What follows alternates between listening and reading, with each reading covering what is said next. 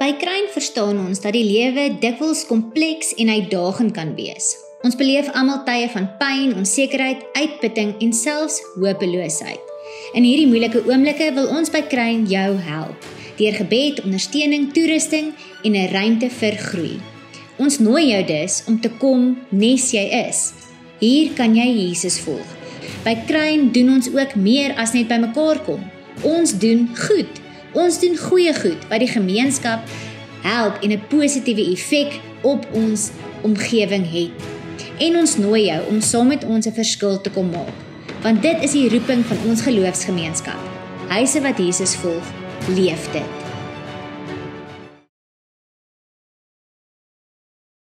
Kruiners en vriende, baie welkom by ons boodskap hierdie Sondag.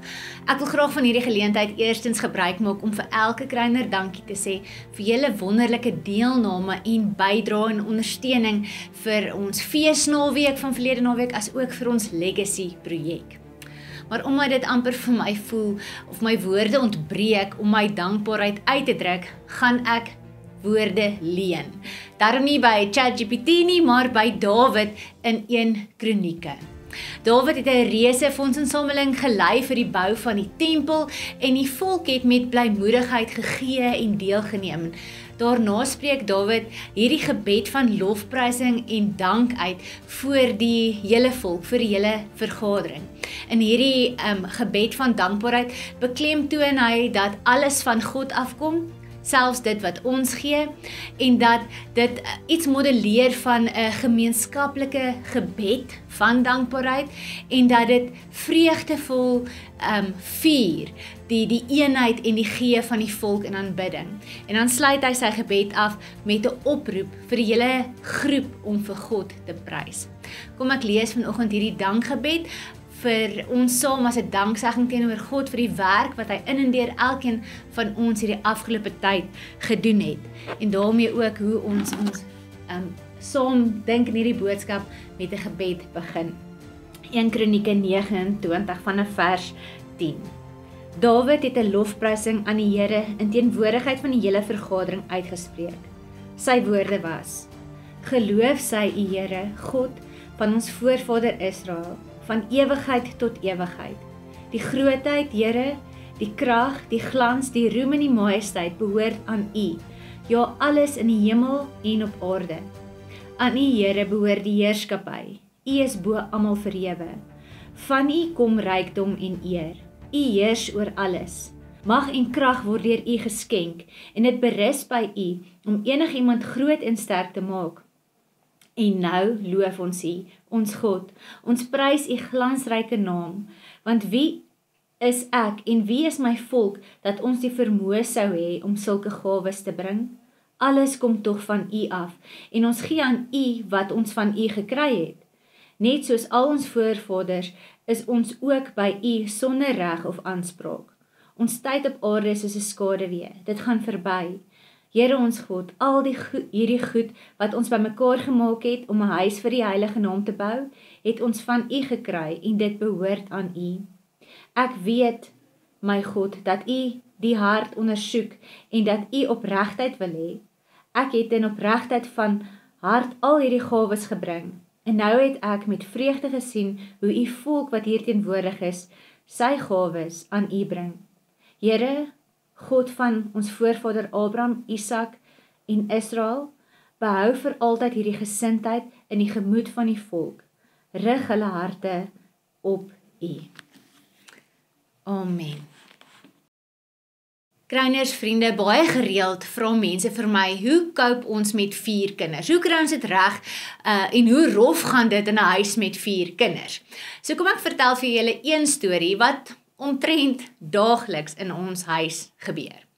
So 2 tot 4 kinders begin stry oor iets, soos die TV se remote of 'n speletjie wat hulle speel, oor een of twee van die ander se Lego blokkies vat waarmee hulle gespeel het of wat hulle eerste gehad het. Dan begin hierdie kinders mekaar in die huis rondjaag en hardloop die oortreder of oortreders in 'n kamer in en maak die deur toe en gaan sit voor die deur. Dan gaan staan die ander 2 of 3 kinders wat nou daar wil inkom by die deur en klap en klop en skop en sê, maak oop die deur en gee die remote of die speelding of die Lego blokkie terug. Dan kom die antwoord van diegene aan die binnekant van die kamer, nee, ek of ons het eers dit gehad en ons gaan dit nie teruggee en ons gaan ook nie die deur oopmaak nie. En dan is dit hierdie heen en weer deur die deur gesprek en dit gaan vir 'n paar minute so aan. Elke keer in 'n harder stemtoon en met meer passie en geweld. Tot die aan die buitekant besluit dat hulle gaan nie regkom nie en hulle gaan nie deur hierdie deur kom nie en dan is dit vir 'n oomblik stil en hoor ek en Wian sulke klein kwai voetstappe in die gang af tot waar ons is. En dan kry ons die terugvoer boodskap. Mamma, pappa, so en so wil nie die deur oopmaak en die goed wat ons of ek eers gehad het vir my teruggee nie. En dan, soos wat ouers gewoonlik in so 'n situasie doen en reageer, sê een vir ons, sê vir hulle, ek sê, hulle moet oopmaak en hiernatoe kom. En dan vinnig hardloop daardie voetjies terug na die kamerdeur met die boodskap om oor te dra. En kies hulle doelbewus die naam wat die meeste gesag in hierdie scenario sal hê en dra en bilder hulle dan so hard as wat hulle kan deur die deur na die aan die binnekant die volgende uit. Papa sê, julle moet die deur oopmaak en julle moet nou na hom toe gaan. En dan hoor ons hoe die deur oopgaan en dan kom hierdie voetjies na ons toe aangehardloop en dan moet ons nou hierdie situasie dan nou verder aanhoor. So ja, dit is ouerskap van 4, maar eintlik vermoed ek dat dit maak nie saak hoeveel kinders in jou huis is nie. Dis iets waarmee elke ouer definitief op een of ander stadium en meer gereeld as wat jy sou wou, te doen het. Okay. Daar is eintlik 'n punt aan hierdie storie wat ek met julle deel, 'n punt wat ek graag wil maak. En dit is, daar is waarde daaraan om die regte naam reg te gebruik. As jy die regte naam aan jou saak kan koppel, dan kan jy baie deure oopmaak. En hierdie is nie net waarvan in ons huise en tussen ons kinders nie, hoe baie van ons het dit nie al gedoen om iewers in te kom nie. 'n geleentheid te kry, 'n kontrak te kry, 'n werk te kry of wat ook al. En jy weet, al jy die deur vir die deal of die geleentheid kan oopmaak, is om iemand met gesag se naam te gebruik. Iets te kan sê soos so en so, wat dan nou 'n bekende persoon is of 'n baas is of 'n kontak is of wat ook al, het gesê dat ek jou kan kontak of dat jy my kan help of dat jy vir my kan gee wat ook al ek nodig het en wat ek wil hê moet gebeur. Dis hoekom mense baie keer sal sê, dit gaan nie altyd oor wat jy kan doen nie, maar oor wie jy ken. So, kom ons dink aan dit op 'n ander manier. Kom ons flip 'n bietjie hierdie coin en kom by 'n boodskap uit wat ek eintlik vandag wil oordra, wat eintlik op my hart lê. Wat daarvan as iemand 'n persoon se naam misbruik? Met ander woorde, maak asof hulle die persoon ken en die persoon eintlik gebruik om by 'n deur in te kom, maar eintlik ken daardie persoon wie se naam hulle gebruik, hulle glad nie. Mense hou mos van wat ons noem name dropping, of om te maak dat hulle bekende, invloedryke mense baie goed ken, maar in werklikheid doen hulle glad nie. En iemand kan seker probeer wegkom daarmee, om te sê, ek het hierdie persoon geken, of hierdie persoon het my verwys, totdat daar met daai bekende, invloedryke persoon opgevolg word, en die persoon dan sê, ek het nie idee van wie jy praat nie. Dit is in essensie om iemand se naam te misbruik. En alhoewel dit regtig nie goeie maniere is nie en selfs 'n blaatante leuen is dit nie die punt van die boodskap vandag nie. Ek wil uitkom by die misbruik van God se naam. Wat daarvan? Want dit is nogal 'n ernstige gebod wat ons in die Bybel lees. Hoe misbruik ons God se naam? As ons praat oor die misbruik van God se naam, dan is die een ding waaraan almal dadelik dink, laster. Die OMG's op elke liewe storie, die misbruik van God se naam as 'n kragwoord of as 'n vloekwoord. Dit is waaraan ons dink. Mense by ons werke of selfs om 'n braaivleisvuur wat God se naam daar gebruik en dit laat ons eintlik gril en dit maak ons soms vies. Soms sal ons dan so 'n persoon aanspreek, of ander kere dit ignoreer, maar dit voel nie goed nie. Ons weet en ons voel, mense moenie dit doen nie. As dit op 'n storie is, sal ons tot die storie afsit. Hoekom weet ons dit? Dat hierdie nie moet gebeur nie, want dis een van die 10 gebooie. Maar ek wil vandag vir julle wys dat daardie gebod, die 3de gebod van die 10, nie eintlik net gaan oor laster nie, maar oor soveel meer. En dat as ons dit besef, dan is die verantwoordelikheid baie meer op wat ons doen, as op wat ons sê. Is dit verkeerd om te laster om die Here se naam op so 'n afbreekende manier te gebruik? Ja, definitief, dit is nie reg nie. Maar die gebod gaan oor baie meer. Kom ek lees dit uit 'n paar vertalings vir julle saam, sodat ons mooi hierdie een gebod, hierdie vers kan verstaan. In die 1983 vertaling staan daar, jy mag die naam van die Here jou God nie misbruik nie, want die Here sal die een wat sy naam misbruik, nie ongestraf laat bly nie. In die 2020 vertaling staan daar, jy mag die naam, in die 53 vertaling, jy mag die naam van die Here jou God nie ydelik gebruik nie, want die Here sal die een wat sy naam ydelik gebruik, nie ongestraf laat bly nie. En dan in 'n letterlike Engelse vertaling, you do not take up the name of your God, Yahweh, for a vain thing, for Yahweh does not acquit him who takes up his name for a vain thing. Daai 3 vertaling gaan ons nou kyk. Nou, let gaan saam met my op die verskille in hierdie vertalings. Ons kry die gedagte van, jy mag die Here, jou God, se naam nie misbruik nie, nie ydelik gebruik nie, en dan die Engels sê, take up for a vain thing. Nou hier wil ek net vir Wouter, wat verlede week so gesê het dat ons Hebreëse opleiding met Koffsies blykbaar nie voldoende is nie, kom wys dat ek na die betekenis van hierdie Hebreëse woorde gaan kyk het, en dit is waarmee dit vertaal word. Die Hebreëse woord tisa, wat sê you shall not take or bear, of yisa is takes or bears. Hierdie 2 Hebreëse woorde, tisa en yisa, is albei afkomstig van dieselfde stamwoord, wat 'n NSA is, wat letterlik vertaal word met die woorde to lift, to carry or to bear, soos dit in die woordeboek staan.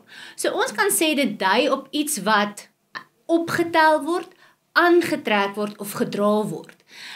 Hulle is verskillend omdat aan hierdie verskillende Hebreëse woorde wat uit dieselfde stamwoord kom, daar verskillende verbuigings gekoppel word. En 'n verbuiging is wat ons in Hebreëus of Grieks kry, wat dit juis 'n moeilike taal maak, omdat ons nie al verbuigings in Afrikaans het nie, maar gelukkig met goeie opleiding by Koffsies verstaan ek hierdie Hebreëse verbuigings en kan ek die vertaling daarvan ook dan verstaan. So eerstens die woord tisa. Dit is 'n tweede persoon manlike enkelvoud woord wat beteken en vertaal word met jy, en dit dra die betekenis van 'n imperatief, so dis 'n bevel, dis 'n direkte gebod. In Afrikaans sal dit 'n bevelsin wees, wat beklemtoon dat iemand iets moet doen.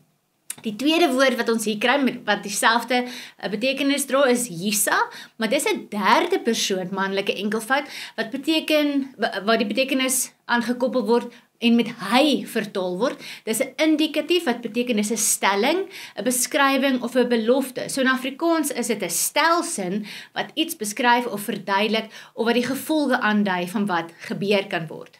Okay, hier is die punt uit al hierdie inligting van hierdie Hebreëse woorde. As ons die direkte vertaling en die manier hoe die woorde verbuig is in ag neem, dan is die beeld wat ons kry in hierdie gebod, dat dit nie net gaan oor om God se naam verkeerd te gebruik, soos in laster of verkeerd uit te spreek nie, maar dat hierdie gebod sê verbondskinders van God moet God se naam dra.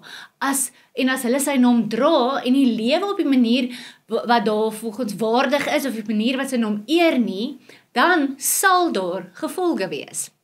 Om met jou mond iets te bely en dit dan nie met jou dade te bevestig nie, is waarteen hierdie gebod ons waarsku. So dit gaan nie daaroor om te sê jy sê God se naam nie reg nie, maar dit gaan daaroor om te sê jy leef God se naam nie reg nie.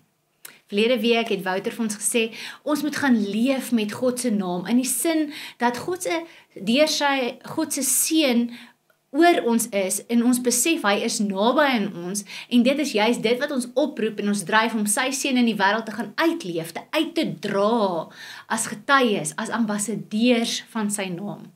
As jy sê jy glo jy is 'n kind van God, maar jy leef dit nie, dan misbruik jy God se naam. Dis wat hierdie gebod sê. En hoe lyk dit? Hoe lyk daai misbruik? Dis daar die Christene wat besigheid doen, maar mense bedrieg. Dis daar die Christene wat mooi praatjies voor mense praat, maar nie kan wag om agteraf oor iemand te skinder en sleg te sê nie. Dis daar die Christene wat opstaan vir God se naam, maar in die proses meer skade doen as goed en nie 'n ware getuienis van God se karakter uitstraal nie. Dis daar die Christene oor wie ongelowiges sal sê, as dit is hoe gelowiges optree, wil ek nie eintlik iets van die God weet nie. Wat ons hieruit moet besef is, hoe groot en belangrike rol ons as draers van God se naam het. Ons kry dieselfde gedagte in baie bekende Psalm, en ek dink nie ons lees hierdie altyd so reg nie, Psalm 23 wat sê, hy lei my op die regte paaie, tot eer van sy naam. As draers van God se naam word ons opgeroep om met soveel sorg en moeite en dryf reg te lewe, op die regte pad, op die regte manier te lewe, sodat God se naam geëer kan word. Ek wil 'n laaste gedagte, 'n laaste teks vir julle uitlig waarin hierdie ook bevestig word. En dis in Matteus 7 waar Jesus 'n preek lewer aan die berg wat ons ken as die bergrede of die bergprediking. En hier pas Jesus die effek van die derde gebod baie duidelik toe. Nou gaan we ons lees Matteus 7 vanaf vers 13. Die bergrede oor die regte keuse. Gaan deur die noupoort in, want breed is die pad en wyd is die poort wat na verderf lei. En daar is baie wat daardeur binne gaan. Maar hoe nou is die poort en hoe smal is die pad wat na die lewe lei, en daar is min wat dit vind. Wees op julle hoede vir vals profete wat in skaapsklere na julle toe kom, maar in hulle binneste wolwe is wat verskeer. Aan hulle vrugte sal julle hulle uitken. Pluk 'n mens miskien druiwe van doringstruike of vye van dussels? Net so dra elke goeie boom goeie vrugte, maar 'n slegte boom dra slegte vrugte. 'n Goeie boom kan nie slegte vrugte dra nie en 'n slegte boom kan nie goeie vrugte dra nie. Elke boom wat nie goeie vrugte dra nie, word uitgekap en in die vuur gegooi. Aan hulle vrug sal julle hulle dus uitken. Nie elkeen wat vir my sê, Here, Here, sal ingaan in die koninkryk van die hemele nie, maar net diegene wat die wil doen van my Vader in die hemel. Baie sal op daardie dag vir my sê, Here, Here, het ons nie in U naam geprofeteer en in U naam demone uitgedryf en in U naam baie kragtige dade verrig nie? Dan sal ek openlik vir hulle sê, ek het julle nooit geken nie, gaan weg van my af, julle wat wetteloosheid bedryf. Ek wil twee goed uitlig. Eerstens, let op die twee beelde, wolf in skaapklere en 'n boom wat aan vrugte uitgeken word. Die wolf in skaapklere is 'n beeld wat sê daar kan valsheid in godsdiens wees. Mense kan een ding sê en voorhou, maar eintlik 'n ander ding glo en dink. En dan wys die beeld van die vrugte in die boom dat die waarheid nie altyd weggesteek sal kan bly nie. Dit sal uitkom. Iewers gaan dit wys. 'n Tweede gedagte wat ek wil uitlig is waar Jesus sê, nie elkeen wat vir my sê, Here, Here, sal ingaan in die koninkryk van die hemele nie, maar net diegene wat doen wat die wil van my Vader is.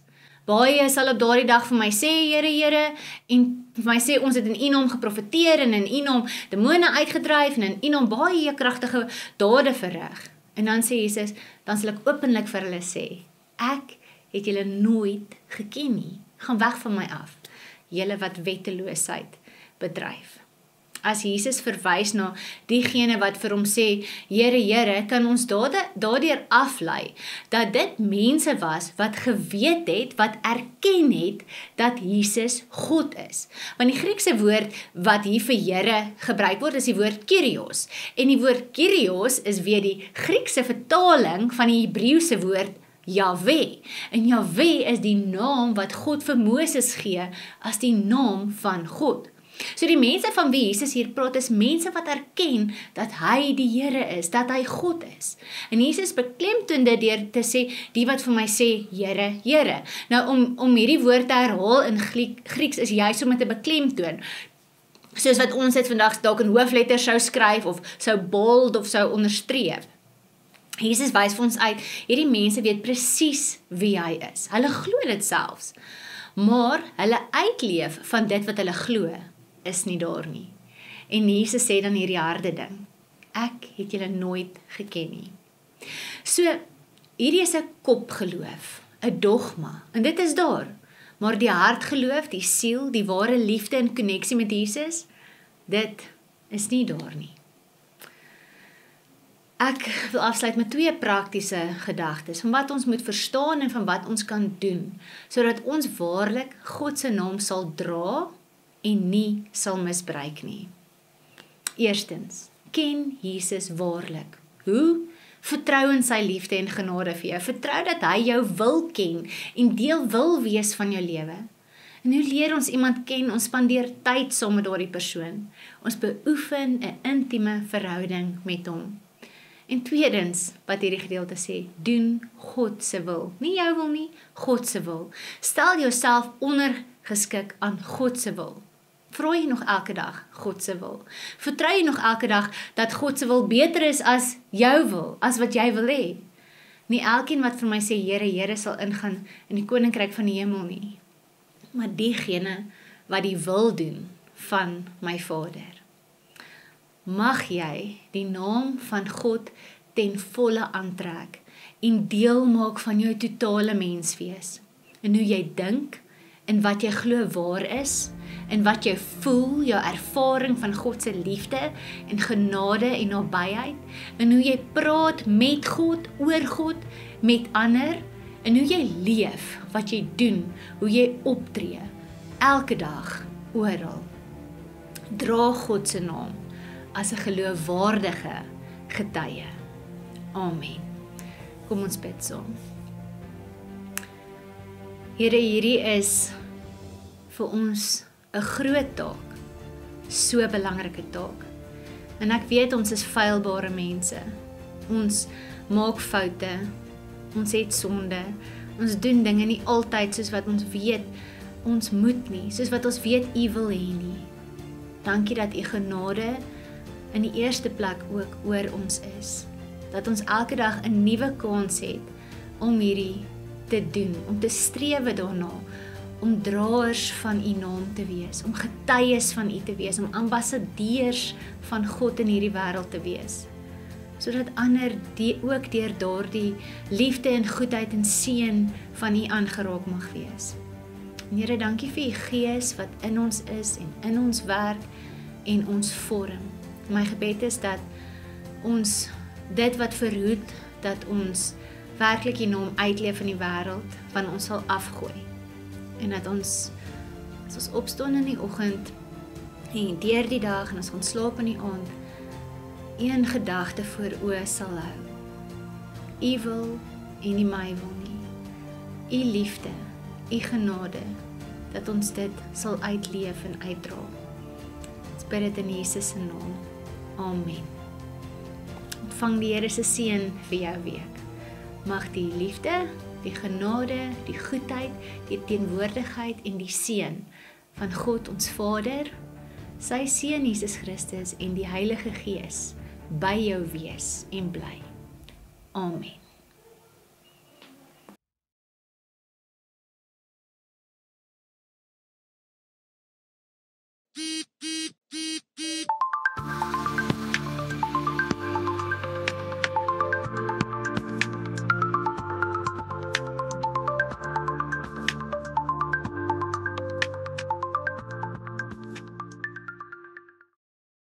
Kryners, ons is reg en sien uit om saam met julle huise te wees wat Jesus volg en dit te leef.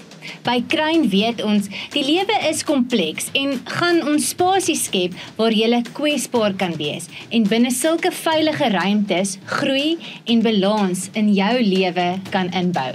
Hier is 24 verskillende groepe of bedieninge waarby jy kan inskakel. By party kan jy met jou gawes en passies kom dien en 'n verskil maak en by ander kan jy inskakel en met ander connect omdat jy dieselfde behoefte of belangstelling deel. Hier is iets vir elkeen om aan die liggaam van Christus deel te kan neem. Hier is ook vir jou geleentheid om lewensgroei te beleef, deur hulp en ondersteuning vir die areas in jou lewe waar jy dit nodig het, soos met rousmart en versorgingsondersteuning of egskeidingssorg, ons kursusse, huwelikskursus, ouerskapkursus, Bybelskapkursus, hier is iets vir elkeen om by in te skakel. By Kryn is ons baie gefokus op ons groeigroepe. Groeigroepe is iets wat in die middel van die week gebeur, waar ons Kryners die geleentheid gee om in te skakel, saam met hulle vriende, saam met hulle bure, om saam oor die Here te dink. Dis 'n geleentheid waar hulle kan leer en groei in die geloof, en ons maak dit so maklik as wat ons kan. Ons gee vir jou materiaal elke week, in 'n kwartaal kry ons 5 weke, en dit is 'n wonderlike geleentheid om net weer dieper in geloof te groei. By Kryn het ons ook belangegroepe waar jy kan kom nes jy is en binne jou belangstelling behoort en aan 'n groep wat dit saam met jou kan deel. Dit is ook 'n lekker plek om mense na toe te nooi om saam die lewe te kom geniet. Kryn belangegroepe gaan dus oor kom, beleef, geniet en nooi. By Kryn doen ons goed, waarmee ons bedoel dat ons aktief, prakties en sinvol as Jesus se liggaam betrokke is, deur dinge te doen wat werklik 'n verskil maak en impak maak in ons gemeenskap.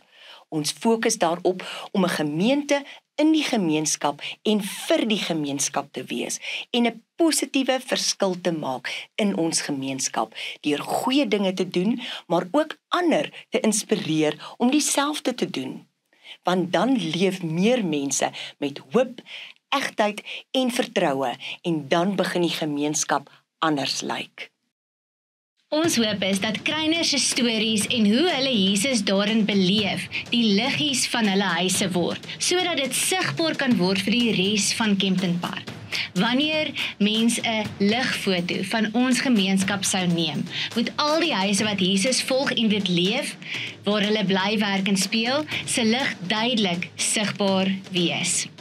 En dan sal ander in die gemeenskap wat nog soekend is, vir wie die donkerte van die lewe soms te veel is, deur hierdie lig van Jesus wat deur Kryners uitgeskyn word, deur dit aangeraak word. Dit is hoe hoop en liefde sigbaar word in ons gemeenskap.